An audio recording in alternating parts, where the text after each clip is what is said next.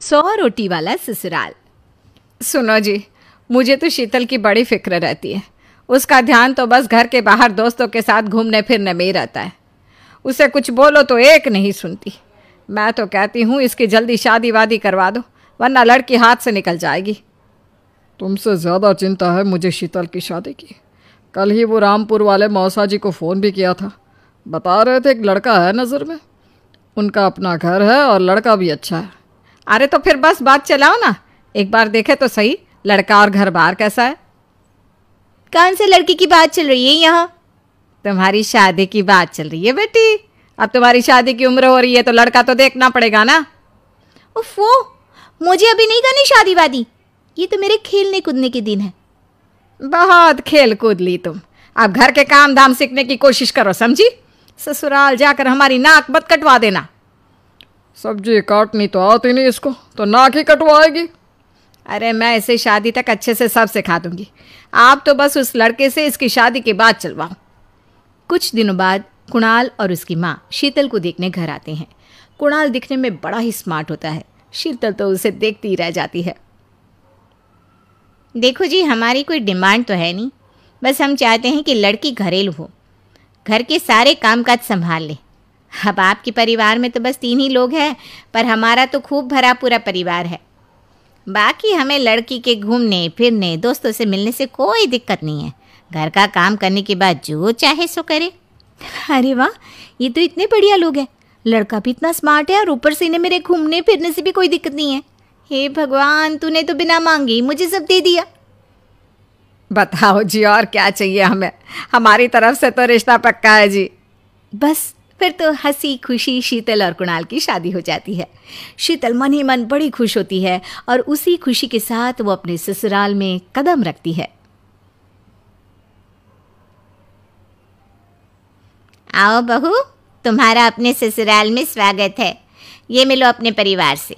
ये तुम्हारे ससुर जी, तुम्हारी ननद सुनीता और गीता, सुनीता के पति राजेश और उनके 2 बच्चे राजू और चिंटू। ये ना हमारे साथ यहीं रहते हैं। ये तुम्हारी दादी सास हैं और बाकी लोग अभी बाहर गए हुए हैं। इतने सारे लोग, ये सब यहीं रहते हैं इस घर में? अरे अभी तो मेरे देवर देवरानी और उनके 3 बच्चे यहाँ नहीं है। उसके मायके में भी शादी थी ना, तो बस वहीं गई है। कल तक आ जाएंगे। हे भगवान, ये घर है या धर्मशाला? ये सब एक साथ इस घर में कैसे रहते हैं? मुझे तो पता ही नहीं था इनका इतना बड़ा परिवार है। अब समझी कि कोई डिमांड क्यों नहीं की इन्होंने। ये सब चाल चले मेरे साथ। अरे बहू, खड़े खड़े क्या सोच रही हो? चलो अपने कमरे में जाकर आराम करो। जी माँ जी। अगले दिन शीतल का ससुराल में पहला दिन होता है। शीतल रसोई में जाकर सबके लिए खीर बनाने लगती है। तभी उसके ननद सुनीता आती है। अरे वाह भाभी, आज क्या बना रही हो? बस दीदी, आज वो पहली रसोई है ना, तो खीर बना रही थी। अरे भाभी, ये खीर वीर रहने दो। घर में 4 लोगों को शुगर है और कुछ लोग मीठा ही नहीं खाते। आप ना सीधा खाना ही बना दो। क्या फ़र्क पड़ता है, मीठा बने या नमकीन, बस बहू के हाथ की पहली रसोई होनी चाहिए ना। जी दीदी, तो फिर मैं खाना ही बना देती हूँ। आप बता दो खाने में क्या बनेगा? बस सिंपल सी कोई सब्जी बना दो, जैसे आलू गोभी या आलू मटर, और उसके साथ रोटियाँ सेक दो। हमारे परिवार में अब तुम्हें मिलाकर पूरे 20 लोग हो गए हैं। 15 बड़े और 5 बच्चे। बड़ों की 6 और बच्चों की 2 के हिसाब से रोटी बना देना।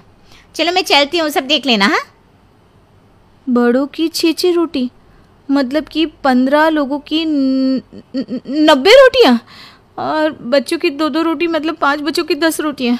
90 और 10 मतलब कुल मिलाकर 100 रोटियाँ। हाय, मैं तो मर गई। 100 रोटी अकेले कैसे बनाऊंगी? माँ, ये तुमने मेरी शादी कहाँ कर दी? शादी से पहले तो मैंने कभी 4 रोटी से ज़्यादा नहीं बनाई।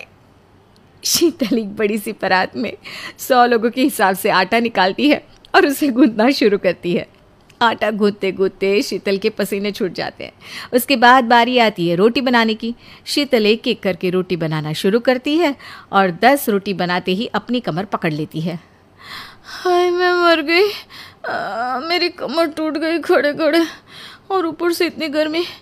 मैं 100 रोटियाँ कैसे बनाऊंगी?